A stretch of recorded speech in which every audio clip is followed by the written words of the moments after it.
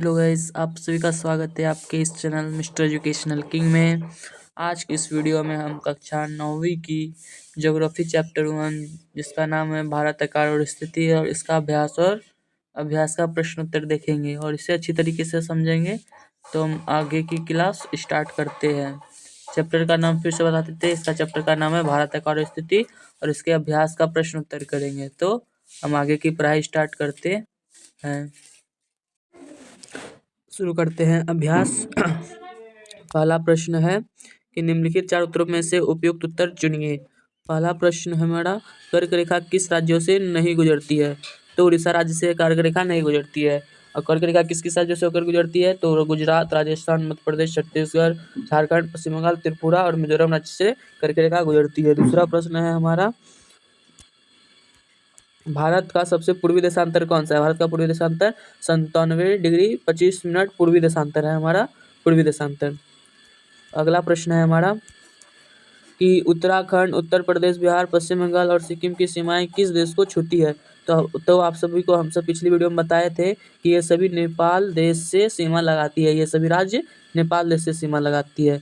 मेरे मित्र एक ऐसे देश के निवासी है जिस देश की सीमा भारत के साथ नहीं लगती है।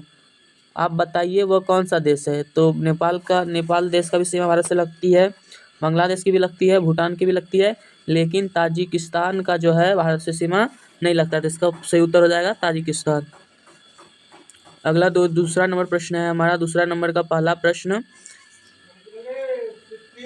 कि निम्नलिखित प्रश्नों के उत्तर संक्षेप में दीजिए।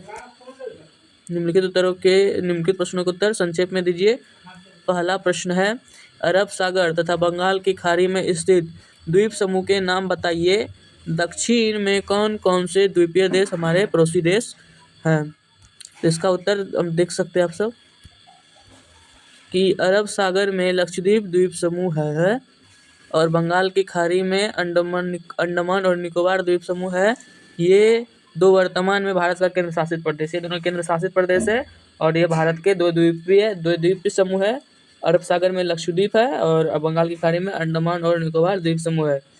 और दक्षिण में मालदीव और श्रीलंका देश जो कि हमारे पड़ोसी देश है। दक्षिण में दो द्वीपीय देश है जो हमारे पड़ोसी है, वो है मालदीव और श्रीलंका। अब आगे बढ़ते हैं।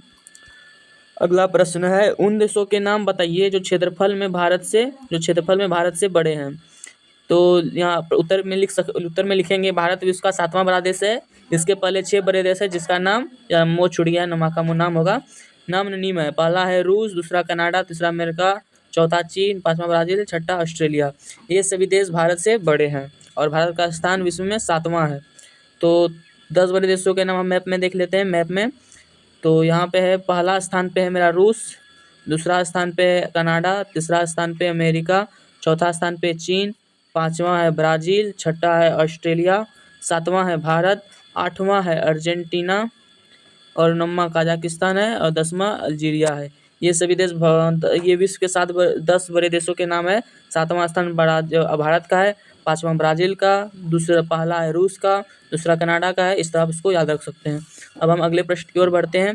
तो अगला प्रश्न है, हमारे उत्तर पश्चिम तथा उत्तर पूर्वी पड़ोसी देशों के नाम बताइए। उत्तर पूर्वी पड़ोसी देशों के नाम बताइए। इसका उत्तर में हम लिखेंगे भारत के पड़ोसी देशों के नाम जो उत्तर पश्चिम दिशा में पाकिस्तान और अफगानिस्तान है, और उत्तर दिशा में मेरा चीन है, और उत्तर पूर्वी दिशा में मेरा नेपाल और भूटान है। अब हम अगले प्रश्न की ओर बढ़ते हैं। ऐसे आप लिखते जाएंगे धीरे धीरे। चौथा प्रश्न है हमारा कि भारत के किन किन राज्यों से कर्क रेखा गुजरती है और उनके नाम बताइए। तो भारत से कर्क रेखा गुजरात, राजस्थान, मध्य प्रदेश, छत्तीसगढ़, झारखंड, पश्चिम बंगाल, त्रिपुरा और मिजोरम राज्य से गुजरती है। इसका आंसर हो गया। आप इस मैप में भी समझ सकते हैं। चलिए इसको मैप में आपको समझाते हैं। ये रहा भारत देश, यहाँ पे कर्क रेखा गुजर रही है, ये कर्क रेखा है इस तरह करके। ये भारत के 8 राज्यों से गुजरती है। पहला जो है मेरा, साइज को छोटा कर लेते हैं। पहला है मेरा गुजरात, है। यहाँ पे मिसिंग करते हैं लिखने में। पहला जो है मेरा गुजरात है,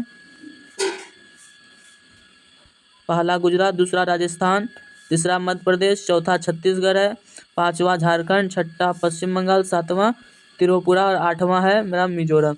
यहाँ पे नोट में लिखा हुआ है कि अधिकतम लंबाई मध्य प्रदेश में है, मतलब कर्क रेखा की अधिकतम लंबाई मध्य प्रदेश में है और कर्क रेखा की न्यूनतम लंबाई राजस्थान में है। माही नदी भारत की एकमात्र ऐसी नदी है जो कर्क रेखा को 2 बार काटती है। अगर आपको पूछे कि कौन सी नदी जो कि कर्क रेखा को 2 बार काटती है तो इसका आंसर होगा माही नदी। आगे अगले प्रश्न की ओर बढ़ते हैं। अगला प्रश्न है,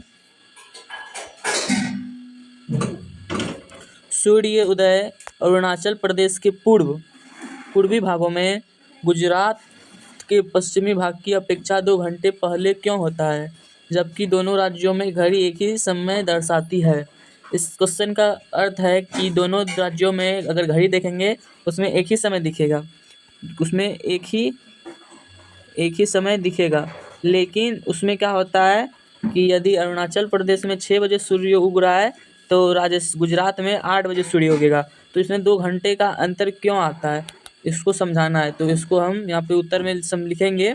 इसका आपको समझा देते हैं। इसका उत्तर में लिखना होगा कि 1 डिग्री जो है मेरे 1 डिग्री अक्षांश रेखा को देशांतर रेखा को पार करने में सूर्य को 4 मिनट लगता है। सूर्य को 4 मिनट का समय लगता है और गुजरात से लेके अरुणाचल प्रदेश तक 30 डिग्री का मेरा देशांतर रेखा है। 30 डिग्री दोनों के बीच में अंतर है। जब हम 1 डिग्री रेखा को पार करने में हमको 4 मिनट लग रहा है तो 30 डिग्री देशांतर रेखा को पार करने में 30 गुने 4 मिनट लगेगा, अर्थात 120 मिनट लगेगा। 120 मिनट। तो 120 मिनट बराबर क्या होता है, 120 मिनट बराबर 2 घंटा होता है ना। तो इसी के कारण 2 घंटे का अंतर आता है। इसको प्रश्न में लिखेंगे कि भारत का भौतिक विस्तार काफ़ी अधिक है, जिसके कारण गुजरात तुलना में अरुणाचल प्रदेश में सूर्य 2 घंटे पहले का अंतर उगने में आता है। गुजरात से लेकर अरुणाचल प्रदेश तक के बीच 30 डिग्री देशांतर रेखा का अंतर आता है। आपको पता है गुजरात और अरुणाचल प्रदेश के बीच 30 डिग्री देशांतर रेखा का अंतर आता है। हम जानते हैं कि 1 डिग्री देशांतर रेखा को सूर्य 4 मिनट का समय लेता है। 1 डिग्री देशांतर रेखा को पार करने में सूर्य 4 मिनट का समय लेता है, इसीलिए 30 डिग्री देशांतर रेखा को पार करने में सूर्य को 2 घंटा लगता है। इसी वजह से गुजरात की तुलना में अरुणाचल प्रदेश में 2 घंटे पहले सूर्य उगते हैं। इससे और क्वेश्चन बन सकता है कि सबसे पहले किस राज्य में सूर्य उगता है, तो अरुणाचल प्रदेश होगा। सबसे पहले यहाँ पे सूर्य उगता है अरुणाचल प्रदेश में, उसके बाद सबसे लास्ट में सूर्योदय होता है गुजरात में। यहाँ पे 2 घंटा पहले, अगर यहाँ पे 8 बजे सूर्य उग रहा है तो यहाँ पे 10 बजे सूर्य उगेगा। इसका अर्थ यही हुआ। अगर यहाँ पे 6 बजे सूर्य उगेगा तो यहाँ पे 8 बजे सूर्य उगेगा गुजरात में। अगला प्रश्न की ओर देखते हैं। अगला है हमारा चौथा नंबर प्रश्न। चौथा क्वेश्चन है हमारा कि हिंद महासागर में भारत की केंद्रीय स्थिति से किस प्रकार लाभ प्राप्त होता है। हमको बताना है कि हिंद महासागर में भारत की जो यह स्थिति है इससे किस प्रकार इसको लाभ होता है। तो इसका उत्तर में लिखेंगे हम, भारत का विश्व के देशों के साथ पुरानों से है, संपर्क युगों पुरानों से है। भूभागों से उत्तरी अमेरिका, ब्राज़ील और अफ्रीका, जापान, मलेशिया इत्यादि देशों तक तो भूभागों द्वारा व्यापार करना कठिन था। यदि ज़मीन से हम जापान, मलेशिया, अमेरिका, ब्राज़ील सब में व्यापार करेंगे तो बहुत अधिक समय लगेगा और बहुत अधिक खर्च भी आएगा।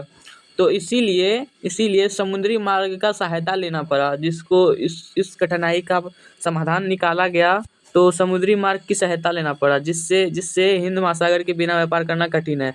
यदि हम इसे मैप में देखेंगे तो ये रहा हिंद महासागर, ये हिंद महासागर है। ये महासागर इधर मलेशिया हो गया, यहाँ से मलेशिया इसी तरह से आता है, जापान इधर से आता है, चीन भी इधर से व्यापार करता है। तो ये हिंद महासागर इधर इम्पोर्टेंट होता है। रसिया भी इधर से ही करता है, ऑस्ट्रेलिया इधर से ही करता है। अगर अमेरिका को भारत को सामान भेजना है तो यहीं से करेगा। ये हिंद महासागर जो है बहुत इंपॉर्टेंट है। बहुत सारे देश यहीं से व्यापार करते हैं। यदि ऑस्ट्रेलिया को यूरोप जाना है तो ऐसे करके इधर से जाता है यूरोप। किसी को भी तो यह हिंद महासागर जो है बहुत इंपॉर्टेंट स्थिति रखता है और इसी के कारण यहाँ पे भारत का यहाँ पे इंपॉर्टेंट स्थिति रखता है। जिसके भारत का पहले नाम हिंदुस्तान था और उस समय हिंदुस्तान यहाँ इस क्षेत्र का ताकतवर देश था, जिसके कारण इस महासागर का नाम हिंद महासागर रखा गया। और इसका आगे प्रश्न में इसका उत्तर लिखेंगे, इसीलिए समुद्री मार्ग की सहायता लेना पड़ा, जिससे हिंद महासागर के बिना व्यापार करना कठिन था, क्योंकि हिंद महासागर सभी महासागरों का केंद्र था। तो देखा है बहुत सारे महासागर का केंद्र कहाँ है, हिंद महासागर में। हिंद महासागर में भारत जैसी शक्तिशाली देश नहीं था, इसलिए इस महासागर का नाम हिंद रखा गया, क्योंकि हमारे देश का नाम हिंदुस्तान था। इसे हिंदी इंग्लिश में क्या बोलते हैं, इंडियन ओशन। यहाँ पे लिखा हुआ भी है इंडियन ओशन, यहाँ पे लिखा हुआ है इंडियन ओशन। तो इसी के साथ चैप्टर खत्म होता है। यदि आपको यह वीडियो अच्छा लगा हो तो इस चैनल को सब्सक्राइब करें। तब तक के लिए जय हिंद, जय भारत।